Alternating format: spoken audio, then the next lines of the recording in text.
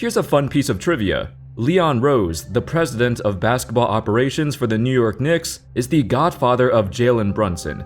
Sam Rose, the son of Leon Rose, is the agent of Jalen Brunson. Leon Rose was also a former agent himself and used to represent Jalen Brunson's father, Rick Brunson. These guys are all well connected and have known each other for a long time. As y'all probably know by now, this is a serious conflict of interest, but the NBA doesn't care. It's funny because NBA free agency officially started on June 30th at 6 p.m. Eastern Time.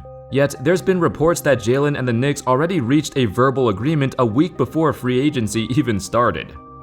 I remember a few years back when the NBA cracked down on tampering and tried to send teams a message to not do it. I guess it didn't work. How's it going, folks? My name's Andy, and today let's talk about the 2022 NBA free agency. I want to take a look at some of the major decisions in free agency and whether it was good or bad for the players and the teams. Keep in mind, in this video, I'm only going to cover the signings that happened on the first day of free agency, on June 30th. I'll make another video in the future talking about the rest of them soon. Without further ado, let's get started. So continuing off on Jalen Brunson, I don't even think this is a bad contract in itself. 4 years, $104 million for a 25-year-old who just had a breakout season and a breakout playoff run. It's a decent contract for him. For comparison, Anthony Simmons got almost the same contract as Jalen, and it's seen as a good deal. Simmons is younger and put up way better numbers once he became a starter, but that was only in like 30 games or so the sample size is way smaller. The issue with Brunson's deal is that because his agent and his family are so connected with Leon Rose of the Knicks, it's likely the Knicks drove up the price on purpose to force the Mavs to offer him more than what he's worth. Also, since his son is Brunson's agent, he'll get a bigger cut of the deal too. The problem is, we don't know what Brunson's market value truly is, cause his value got manipulated. It's blasphemy. That's the issue with his free agency, and I'm sure this has happened with other players in the past as well. Now, with the internet and social media, it's easy to see who's connected with who. Overall, I don't see the Knicks making the playoffs with Brunson. We have to see if Brunson can lead a team for an entire season without playing next to Luka. I'm 50-50 on this. He's either gonna crash and burn under the spotlight, or he'll prove everyone wrong and blossom into an all-star. If history repeats, we all know there's no middle ground on the Knicks. Anyway, besides the whole Jalen Brunson sweepstakes, which still sounds weird to say, I can't believe so many headlines were on Jalen Brunson of all people. Let's break down some other major deals that went down so far in free agency, and the positives and negatives that come with these contracts. So another major signing came in Washington, D.C. Their franchise star, Bradley Beal, re-signed with the Wizards for a colossal 5-year, $251 million max contract. I was surprised by this because Beal came off a rather disappointing season by his standards. I honestly didn't think the Wizards would offer him this. He also suffered a wrist injury that severely hampered his shooting, as he recently shot a career-worst 30% from 3. The only benefactor of this signing is Beal's bank account. But in terms of basketball, Beal is essentially going to waste his entire prime on a team that's not gonna contend. He already had 2 tremendous 30-point-per-game seasons, and I'm not sure he can even replicate that again.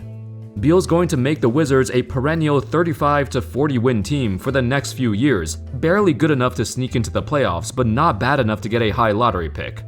That's the worst spot a team could be in. They'll be stuck in no man's land. But hey, at least he secured the bag. There's been a lot of max contracts being handed out to the likes of Nikola Jokic, Devin Booker, Ja Morant, basically guys who all deserve it, and the franchise needs to pay them this. But then there's Zion Williamson, who signed a 5-year max rookie extension for $231 million. Now, this is kinda dicey, considering he just sat out an entire season with a fractured foot, an injury that's difficult for bigger, heavier guys to recover from. Of course, he's worth the money if he can remain on the floor, as his previous season was absolutely phenomenal. I understand why the Pelicans had to pay him this, but it's still kinda dicey. Out of all the $200+ million max contracts that were given out this offseason, I'd say that Zion's is the riskiest by far. While the Mavs did lose Jalen Brunson, they quietly made a fantastic addition a few days prior to free agency. They traded a bunch of players that weren't getting any minutes for Christian Wood, a dude who recently had a breakout year and averaged over 20 points a game. He's proven to be an all-around offensive center who can score from anywhere, and that's what Dallas was really missing, a big man who isn't one-dimensional. Their center spot was their weakest position for the past few years, and the addition of Wood remedies this. There are still issues of his defense being abysmal. He's kinda lanky and he struggles to defend any decent-sized centers. The Mavs already had this in mind, and they were the 6th best defense in the league, so it won't be a huge regression. They could try to cover for him, and hopefully what he produces on offense is worth more than what he lacks on defense. PJ Tucker was actually one of the most sought-after free agents. He's well known around the league for adding a level of toughness that every championship contender needs. But 3 years, $33 million for a 37-year-old guy? He'll be 40 by the final year of this deal. To give him credit, Tucker just had arguably the best season of his career with the Miami Heat. But I've never seen a 37-year-old role player get paid this much before. I really respect Tucker's game, and the Sixers do need that extra toughness and physicality that he provides. Lou Dort is a huge NBA success story. The dude went undrafted in 2019, then signed a 2-way contract with OKC. Then 3 years later, he signed a 5-year, $87 million deal. I don't know many players who went from undrafted to signing this big of a contract 3 years after going undrafted. It's very rare, and I'm happy for him, though the main reason OKC gave him this is because they needed to reach the salary floor. Still, $17 million a year for a young guy who's been improving every single season, that's a good deal. Plus, in the chance that Dort regresses and does not improve, his contract isn't that hard to move, so they can trade him away if necessary. Great move by OKC for taking care of its players, and great job on Dort for securing the bag. So I've mentioned Anthony Simons previously and said he has more upside than Brunson, so his contract is actually pretty good, considering he went off at the end of the season. In his final 27 games of 2022, where he was in the starting lineup, he averaged about 23 points and 6 assists, while shooting lights out from 3. The issue is the sample size. Prior to the season, he was basically a non-factor. He has not been playing like this for that long, and are we sure he can keep this up? In that 27-game stretch, he hit 42% from 3 on over 10 attempts per game. Those are Steph Curry numbers. Unless he proves himself to be literally as good of a shooter as Steph, those numbers will regress. I think the Blazers are in an awkward spot. They want to give more touches to the young Simons, as judging by this contract, they want him to be the future of the franchise. At the same time, Dame is still there. Dame's contract lasts until 2025. And with him coming back and both of them sharing the backcourt touches, I can't help but think this might turn into another Dame-CJ undersized backcourt experiment. Simon's usage will plummet when Dame comes back, so if the Blazers truly want to rebuild, their best choice might be to trade Lillard for as many assets as possible. That way, they can go all in on Simons. Hopefully he can keep up his ridiculous play that earned him this contract in the first place.